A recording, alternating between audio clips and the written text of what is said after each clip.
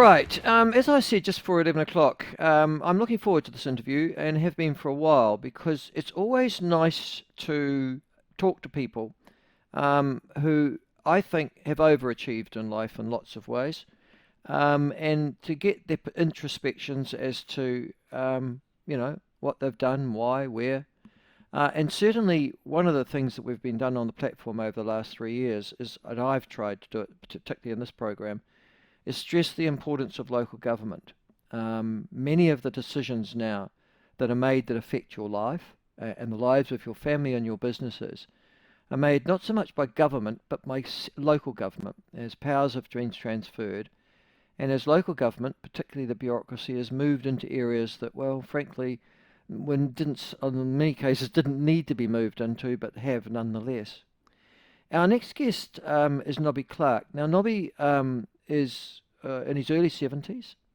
He was born in Nelson, moved to Auckland after leaving school, served as a medic during the Vietnam War, and then he worked at IHC in Invercargill. He is he set up I think in about 2019 or he was a spokesperson for the Invercargill Ratepayers Advocacy Group, and he got elected to council, which was fine. You get elected to be a councillor, and I think that's probably all he aspired to be.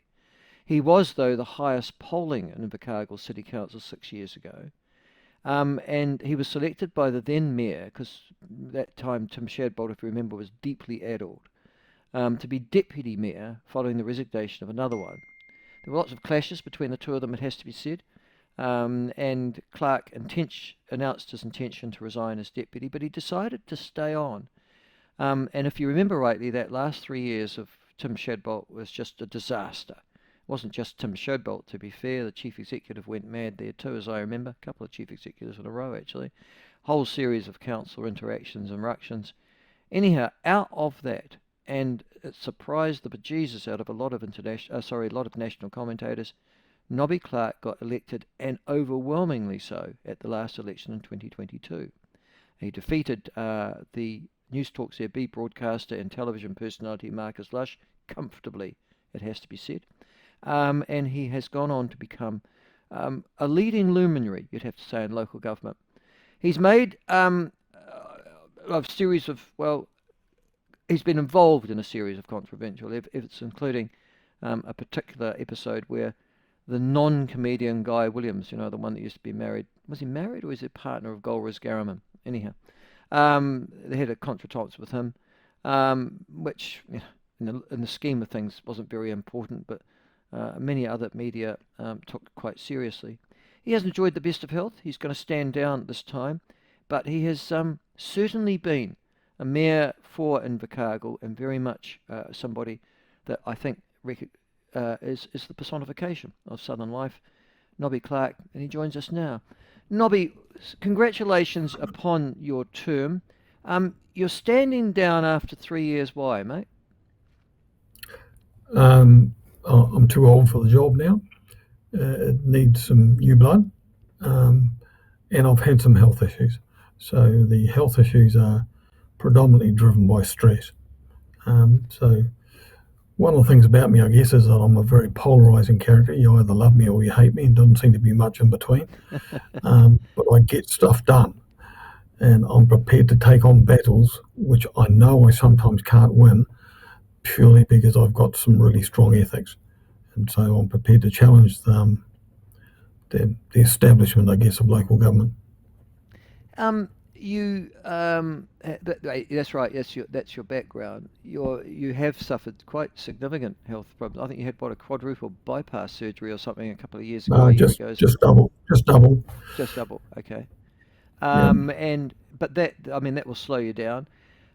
You talk Sure. about the stress of the job. Is that just Yep. you, or is that a common feature, do you think, of local government leadership in New Zealand?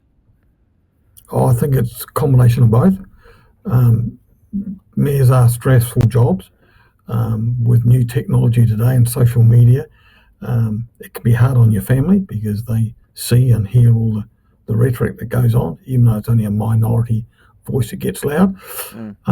But the nature of my being is that I'm a Virgo by nature, and everything needs to get done yesterday. So I'm very intolerant for delays, and that has created me some issues. I don't like the pace of local government. It's too slow for me. Well, I think that's a common criticism and a powerful disincentive for people who do achieve things to go on councils. In your time as a councillor, have you noticed, well, of local government, are we getting the right people around the council table? Is the problem the lack of quality around a council table in general, or is the problem that even if you got the right people, it's just that the bureaucracy take over? So both those things are correct. I often get asked by people, who do you support on your current council going into the next elections? And I say, well, look at this way. If I owned the Invercargill City Council, it was my own company, a couple of $100 million spend per year, how many of the current 12 councillors would I have as directors on my company? And I would have 3. So that tells you that the other 9 are lacking in directorship skills. So that's the first issue. But the other issue is, unless the councillors work together and stop being divided, staff will run the place. And it's not the staff's job to run the place. It's their job to deliver what the elected members want delivered. And Do they are two staff different want to scenarios. lead? I mean, I guess that's the big issue throughout New Zealand again. Staff are leading, you might argue, by the nose, elected officials Yep. all over the country. Is that Yep. because staff, you say, well, you're suggesting that they're moving into a leadership vacuum, that's why they're doing it? Or is it also because they Sure. have a view that there is a prevailing philosophy irrespective of who sits around the governance table? No, I think it's different to that. From your time on council that staff put up papers. We make no decisions without a staff paper. Staff tend to be very conservative in what they recommend to elected members. There is a number of elected members who will not challenge the information that's put in front of them. They go along with it because it's sometimes referred to as rubber stamping. Because if you don't go along with the staff advice and something goes wrong, then you're held accountable. It's much easier if you go along with what the staff are recommending, because you can always, I guess, in some ways blame them. That was the advice we were given. So, Well, then what's the I'd point of like, having an elected councillor if all you're doing is rubber stamping council papers? well, you could ask that. I mean, I don't publicly, I don't rubber stamp things, and that's created me some heartache, I guess, in the role I'm in. I'm seen to be pushing back on too many issues and challenging staff. But I have access to some other councils, and I do observe councils sometimes. I don't think it's a general trend that it's rare that a group of elected members will run against the advice of staff or management, and even worse, run against any consultants that the staff employ.